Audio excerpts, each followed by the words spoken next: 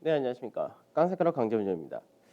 전일도 장중에 국내 증시가 조정을 받긴 했었지만 결과적으로는 숨고르기 마무리를 하는 그런 모습을 보여줬다 됩니다. 그러니까 전체적인 외국인들의 매수세가 둔화된 상태에서 거래대금 역시 축소되는 그런 모습을 보였지만 업종별 종목별로 차이가 나타나면서 지수 자체는 그냥 보합권 정도 이렇게 마감이 되었는데 우선은 3일 동안 시장에서 숨고르기 조정을 했었기 때문에 이격은 조금 완화된 그런 모습을 보여줬다 된다. 오늘 하루 정도 더 쉴 것이냐 아니면 오늘부터 또 강세가 보여질 것이냐 이 차이가 되지 않을까 싶습니다. 자, 하나씩 보면서 진행하도록 하겠습니다.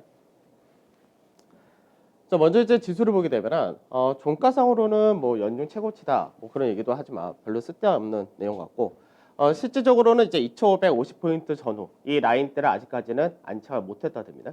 그래서 강보합 정도로 마감이 되었는데 거래대금 12조 2천억 그러니까 거래대금 자체가 계속해서 조금씩 축소가 된 모습을 보여줬다 되죠. 그러니까 시장 자체가 강하게 방향을 잡고 있는 그런 형태가 아니고 시장에서 외국인도 사는 종목과 파는 종목이 나눠지다 보니까 그런 부분에서가 시장에서 강한 거래대금의 증가가 못 나왔답니다. 외인 같은 경우는 이제 1,000억 정도 매수를 했기 때문에 매수세는 이어지는 그림 동일하더만 실제적으로 규모 자체는 크지 않다가 되고 기관에서가 3,000억 정도 매도를 했다. 프로그램이 약 1,600억 정도 출하되긴 했는데 전체적으로 기관에서의 매도세가 여전히 좀 강하다 됩니다.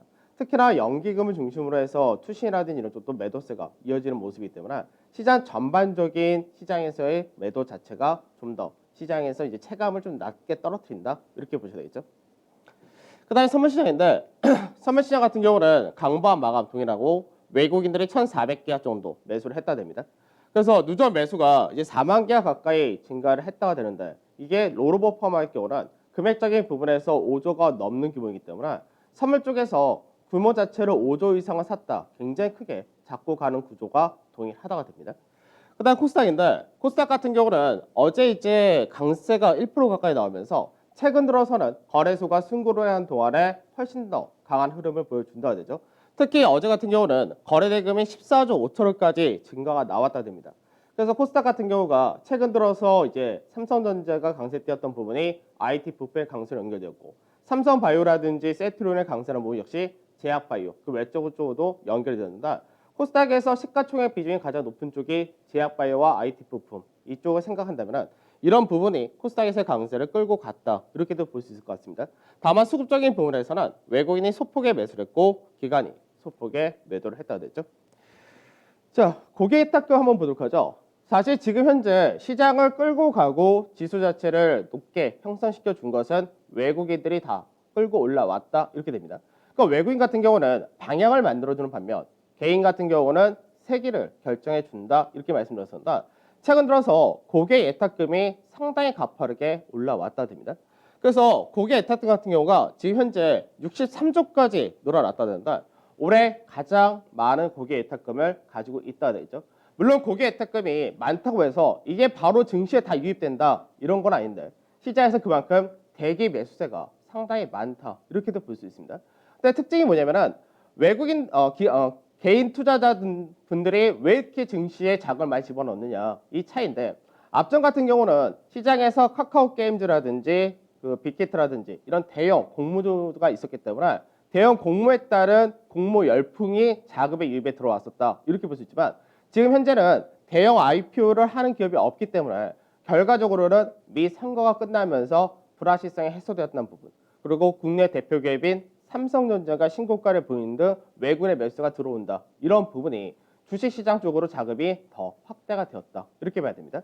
그래서 실제적으로 앞전 같은 경우는 공모주 열풍이 있었을 때는 크게 들어왔다가 나가고 이게 반복이었지만 최근 들어서는 지속적으로 계속해서 들어오는 흐름을 보여준다는 점에서 이런 부분이 국내 증시에서의 수급에서 지금 현재는 기간이 좀 빠져있는 상태이기 때문에 외국인과 그리고 개인들이 얼만큼 시장에서 더 강하게 받쳐주고 매수를 할 거냐 결국 이렇게 될 것 같습니다.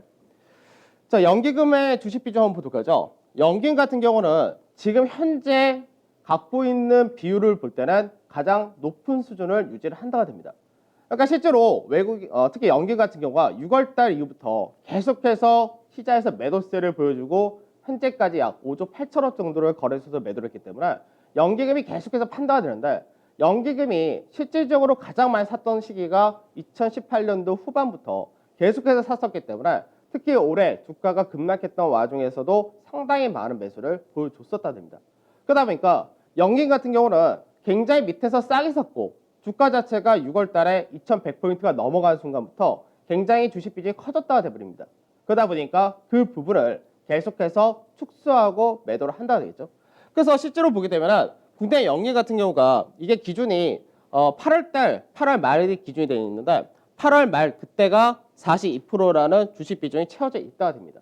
그러니까 이 부분이 국내와 해외 둘 다 포함이 되어 있는데 미증시도 상당히 강하게 올라왔고 국내 증시도 상당히 강하게 올라오고 그런 케이스이기 때문에 결국은 연기금에서 현재 주식 비중 자체가 42%까지 채워졌다는 부분은 시장에서 연기금에서의 매수라는 부분이 전체를 사는 매수는 들어올 수가 없다 이렇게 생각을 해야 되고 실제로 들어온다면은 종목별로 나눠진다 이렇게 되는 게 있습니다.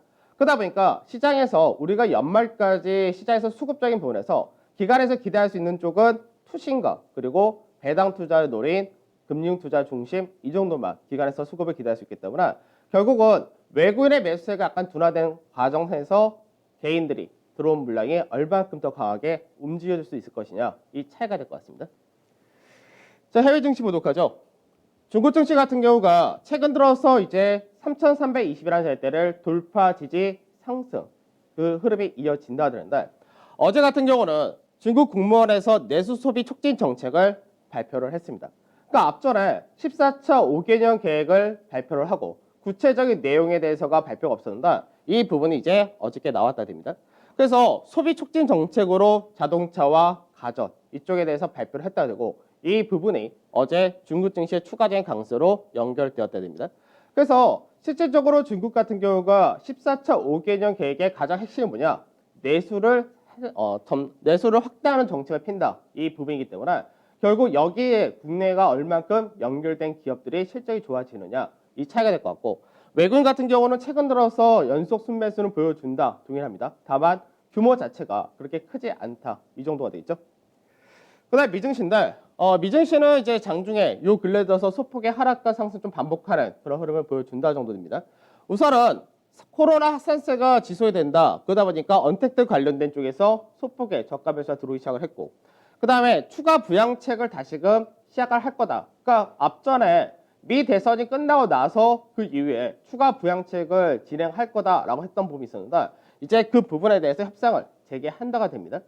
그 다음에 추가적인 경제 봉쇄 우려는 있긴 한데 연준에서 역시 마찬가지로 연준 의원들이 계속해서 발언들을 하고 있습니다. 근데 연준 의원들의 발언을 보게 되면 똑같은 내용인데 재정 정책이 먼저 필요하다.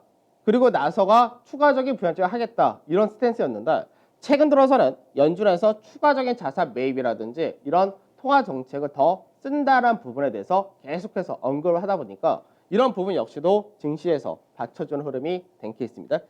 그래서 전체적으로는 시장에서 성장이나 가치나 전반적으로 소폭의 상승을 했다 드는데 실질적으로 대형보다는 중형과 소형 쪽에서가 더 강한 흐름을 보여줬다 됩니다. 그래서 미증시에서 가치와 성장 이쪽에 동반해서 어느 정도 올라가긴 했는데 중소형 쪽이 더 강하다는 부분. 그러니까 그동안 시장에서 어떻게 보면 빅테크 중심으로 끌어 올라갔었고 그리고 나서 경기 민감 대형 쪽에서 움직였던 부분이 최근 들어서는 중소형 쪽에서 강하다 이렇게 보셔야겠죠. 그래서 전체적으로 업종을 보게 되면은 이제 경기 관련해서 부양책 또 핀다, 협상을 한다 이런 쪽이 되다 보니까 원유 서비스라든지 카지노, 항공, 여행, 자동차, 반도체, 인터넷 상거래 여러 가지 전반적으로 강세에 뛰어다 됩니다. 다만 유틸리티, 통신 같은 전통적인 방어주에 대해서는 오히려 하락이 떨어졌다 이렇게 되겠죠. 변동성 지수 소폭 하락하면서 23포인트 초반에서 마감되었고요. 유가는 41불선 중반. 그다음 MSCI 코리아 인덱스 같은 경우는 어제 0.3% 정도 하락을 했다가 됩니다. 이게 왜 하락을 했냐 이 부분인데 어제 국내 원달러 환율이 올라가는 과정이 있었습니다. 그러니까 앞전에 국내 원달러 환율이 워낙에 가파르게 떨어진 그런 부분이 있었는데 그 부분이 1,100원 초반까지 떨어지면서 정부에서 구두 개입을 했다 이렇게 되는 케이스인데 그러다 보니까 원달러 환율이 1,115원 전후까지 올라왔다가 됩니다. 그래서 그에 따른 영향을 받았다는 거고 환율이 현재 구간에서 1,100원을 깨면은 사실 좋을 건 없습니다. 1,115원 정도로 올라왔던 부분이 오히려 시장은 전체적으로 볼 때는 좀 더 좋다. 이렇게도 보셔도 될 것 같습니다. 자, 중국에 대해서 좀 보도록 하죠. 중국의 14차 5개년 계획인데 전체적으로 볼 때는 뭐 앞전에서 대부분 시장에서 얘기했던 부분 거의 큰 차이는 없습니다. 내수를 확대하고 그 다음에 탄소 배출이라는 것을 줄이면서 친환경 정책을 쓰고 그리고 추가적인 인프라 투자 자체가 단순 인프라 투자가 아니라 질적 이런 인프라 투자를 한다 이런 부분들인데 가장 핵심은 뭐냐면은 내수 이쪽을 키우겠다는 얘기입니다. 근데 예전에 내수를 추진하는 정책, 내수를 이제 내수 소비를 확대하는 정책이 예전부터도 계속 나왔던 그런 케이스였는데 이거를 좀 더 구체적으로 어떻게 했냐면 시장에서 예전에는 단순 양적 수요를 증가시킨다. 그러니까 가전 하향 정책을 피면서 보조금을 지급해주고 가격 자체를 다운시켜주고 이 정도 했었는데 이거를 질적변화도 같이 추구를 한다 이런 겁니다. 그래서 시장에서 예전에는 단순하게 보조금을 지급해 줄 테니까 사라. 그리고 가격을 내려줄 테니까 사라. 이런 관점이었다면 이 규모 자체를 좀 더 키운다는 건데 단순하게 뭐 주택을 짓거나 이런 쪽을 넘어서 신형 인프라 자체, 그러니까 인프라 자체도 여러 가지 환경이라든지 5G라든지 여러 가지를 복합적으로 한다는 이야기고요. 그 도시화 역시도 신형 도시화를 추진한다. 그래서 이런 부분을 통해서 내수를 더 확대시키겠다. 이렇게 보시면 될 것 같습니다. 그래서 어제 같은 경우 중국 국무원에서 발표한 내용이 뭐였냐면 우선은 자동차 관련해서 자동차 구매 제한 자체를 풀고 그 다음에 농민에게 정부 구매 보조금을 지급해서 추가적으로 판매를 한다. 그 다음에 중고 제품 역시 교체를 할 경우 지원금을 역시 더 추가로 지급하겠다. 이런 식으로 나온다는 거죠. 그래서 자동차 관련해서가 이제 친환경차를 비롯해서 기존의 자동차까지 해서 전체적으로 추가적인 부양책이 나타났다 됩니다. 그래서 국내에서도 중국에서의 판매 비중이 좀 높은 쪽, 그러니까 만도라든지 이런 쪽이 최근 들어서 좀 더 강한 흐름을 보여주는데 이런 쪽에 대해서도 역시 관심을 좀 더 가져야 될 것 같고 국내 자동차도 이제 중국에서 판매가 계속해서 점유율이 낮아지는 그런 상태에서 이제 점유율을 높이는 방향으로 계속 추진을 한다는데 이런 것들이 국내 증시에 모멘텀을 작용할 거냐 이 부분이 중요하다 이렇게 보셔야 되겠습니다. 자, 중국 상해 지수 한번 보도록 하죠. 중국 상해 지수가 지금 현재는 이제 결과적으로는 앞전에 박스권에서 굉장히 오랜 기간 머물렀고 상가 패턴 자리대를 돌파하고 지지까지 받았다 됩니다. 그러면서 시장에서 실질적으로 올해 저점을 만들고 가장 장중 고가를 만들었던 자리대가 약 18주 동안의 조정이었고 최근 들어서 또 역시 마찬가지로 지난주까지가 18주 조정이 끝냈기 때문에 시장에서 중국 역시 고가를 넘어가서 높다. 그러면 3,450이라는 자리가 어떤 자리였냐면 2018년도 이때 고가를 만들었던 자리입니다. 2017년도 후반과 2018년도 국내 증시와 비슷하죠.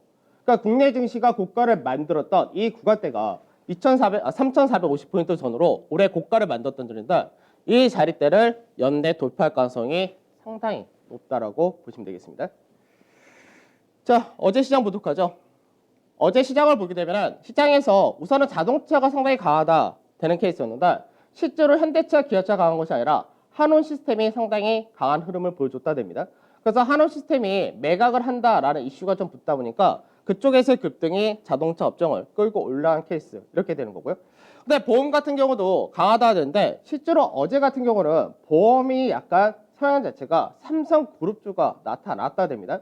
그래서 내년에 이제 삼성전자가 추가적인 이제 주주 환원 정책에서 발표를 할 텐데 여기서 배당을 늘리는 정책으로 갈 거냐 이런 부분이 삼성 관련된 쪽으로 강세에 띈 것이 아닌가 이렇게 추측이 되는데 삼성생명과 삼성화재 그리고 삼성카드까지도 어저께 강세에 띄었으니까 삼성 관련된 쪽이 강세를 띄었다 됩니다. 그다음 코스닥 자체가 강세에 띄었다는 부분은 코스닥에서 시총 비중이 가장 높은 바이오와 반도체 이 양쪽 IT 부품 강세를 띄었다 되는 거고요. 반대로 하락이 나타났다 된 쪽은 항공해운 그다음에 조선 상당히 많이 올라간 쪽에서가 하락이 컸고 그리고 유틸리티 방어주 쪽에서가 하락이 컸다 이렇게 보시면 되겠죠. 자, 수급을 보도록 하죠. 수급을 보면 우선 외국인들 이제 시장에서 독일 같은 경우가 내년에도 전기차 보조금을 그대로 유지를 하겠다 이런 식으로도 언급이 되었고 아까 얘기했었던 중국에서의 자동차 판매가 전기차라든지 이런 친환경 역시 추가적으로 들어간다 이런 부분이 전기차 배터리 쪽에서가 동반 매수가 강했다 되죠. 그 다음에 하이닉스라든지 현대차라든지 이런 자동차 역시 들어왔다가 되는 거고 그 다음에 NC소프트라든지 이런 언택트 관련 쪽도 국내 코로나 확진자 수가 증가했다 이런 모멘텀을 같이 받았다 보시면 되겠죠. 그다음 매도를 보게 되면 매도에서 삼성전자가 최근 들어서 외국인의 매수가 약해졌다. 살 만큼 우선 샀으니까 추가적으로 더 모멘트에 붙어 사기 전까지는 일부 차익 실업, 비중 축소 살짝 들어왔다 정도로 보시면 되겠습니다. 그다음 세트류에 대해서 매도가 나왔고 롯데케미칼도 많이 올랐던 케이스였고 그리고 그 외적으로는 뭐 제네시라든지 유나이티드 제약이라든지 일부 제약이라든지 이런 중소형 제약 쪽에서가 매도가 나타난 그런 케이스였습니다. 그다음 기관에서 수급인데 기관 같은 경우는 시장에서 어저께 한미의 약품을 좀 많이 샀고요. 그다음에 삼성생명 그리고 삼성화재, 삼성카드 아까 말씀드렸던 부분이고 그다음에 금호석유도 역시 최근 들어서 신고가가 계속해서 지속이 되는 케이스. 그다음에 삼성 SDI라든지 NC소프트 같은 2차 전지 관련과 그리고 게임 이렇게 들어왔다 됩니다. 매도에서는 이제 삼성전자 역시 매도가 컸고 이제 프로그램 매도 영향도 컸다 이렇게 보셔야 되죠. 하이니스 그래서 반도체를 매도를 했고 네이버에 대해서도 매도가 나왔고 한온시스템 마찬가지로 매도 나오고 그다음에 요 근래 많이 올랐었던 한국조선해양이라든지 현대미포 같은 조선주에 대해서도 매도가 나오는 모습을 보여줬다 됩니다. 자 대형지수 한번 보도록 하죠.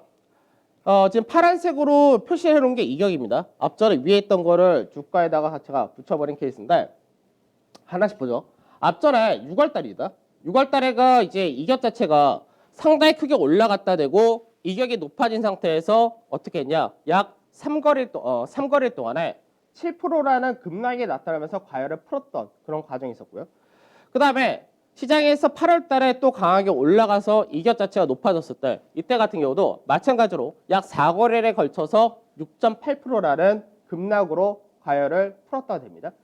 그럼 지금 현재는 앞전만큼의 이격이 크게 벌어지진 않았다 되더라도 많이 올라갔었던 부분은 변동이 없다 되죠. 그러면 지금 현재 3일 동안의 시장에서 어떻게 나왔냐? 3일 동안 0.2% 정도 상승했다 되죠. 그러니까 보합권 정도에서 3일 동안 숨고르기 조정을 했다 됩니다.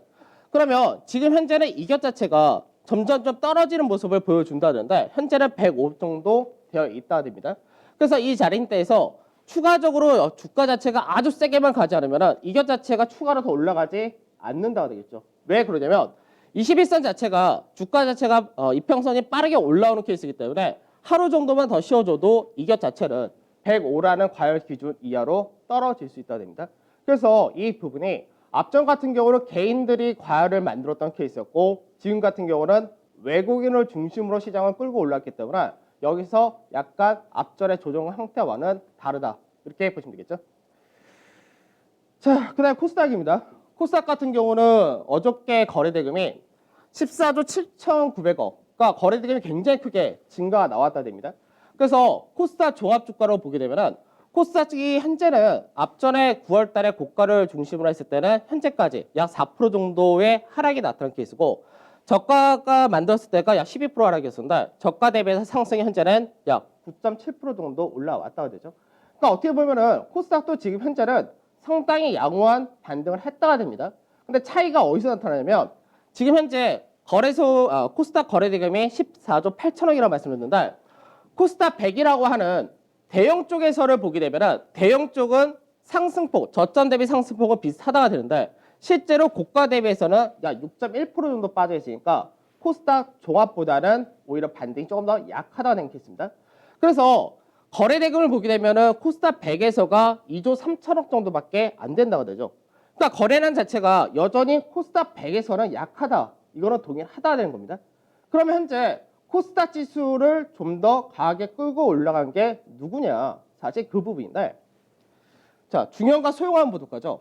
저도 원래 이제 코스닥 중소형가는 거의 안 보기 때문에 이 부분이 어저께 거래량이 어디서 늘어났느냐 이걸 따졌던 건데 중형을 보게 되니까 중형이 오히려 거래대금이 3조 1천억 그리고 고가 대비해서 현재까지 올라왔던 폭, 그 조정폭이 거의 코스닥 종합주가지수와 비슷하다가 됩니다.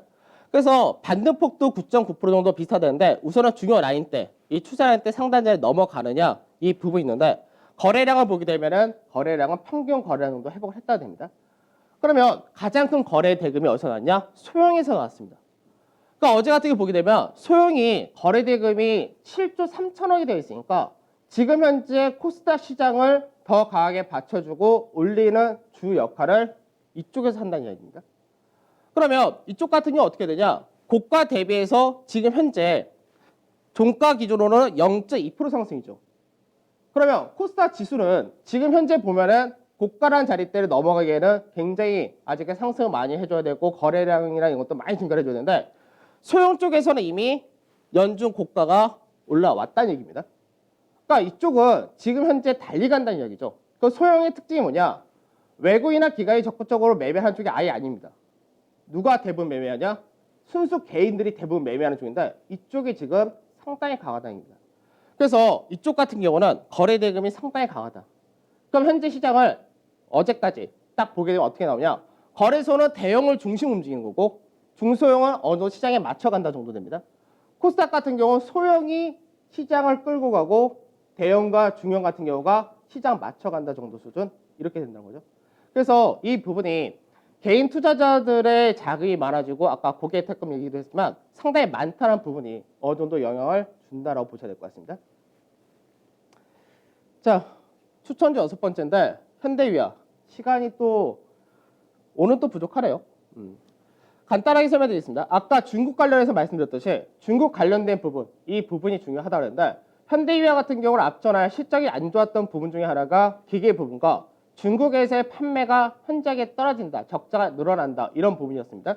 그래서 앞으로는 좋아질 가능성이 높아진다 이런 건데 실적 자체가 내년에 영업이 2천억 정도가 나타난다 전망되기 때문에 상당히 높다 되는 거고 주가 수익비라든지 자산 가치를 볼 땐 굉장히 저평가 이렇게 보시면 될 것 같고요. 그래서 매수를 45,000원에서 46,700원 라인대에서 매수를 한다로 하시면 되고 목표가를 58,000원에서 54,000원 손절가를 43,100원 이렇게 보시면 되겠습니다. 자, 투자 전략 간단하게 빨리 가죠. 우선 수급적인 부분에서 외인들의 현선물 매수는 둔화된다. 다만 그대로 지고 간다라는 부분은 변동이 없고 더 살 거냐 부분은 다음 주가 될 것 같습니다. 기관 매수세 유입 자체가 투신과 금융 투자를 말고는 크게 들어올 따위가 없다 정도. 그러니까 고객 예탁금이 굉장히 크게 증가했다. 여러 가지 배경을 아까 설명드렸고요. 아직까지는 지수 전체적인 밴드 목표치를 동일하게 가되 코스닥 같은 경우가 지금 소형이 중심이라는 거 이쪽을 잘 체크를 하셔야 될 것 같습니다. 추천주를 현대위하고 업종은 뭐 동일하다 되겠죠. 그래서 추천주를 현황을 잠깐 보게 되면 어저께 전체적으로 떨어졌다는데 왜 시장에서 비중 축소를 올라갈 때 해야 되느냐? 사실 그 부분입니다.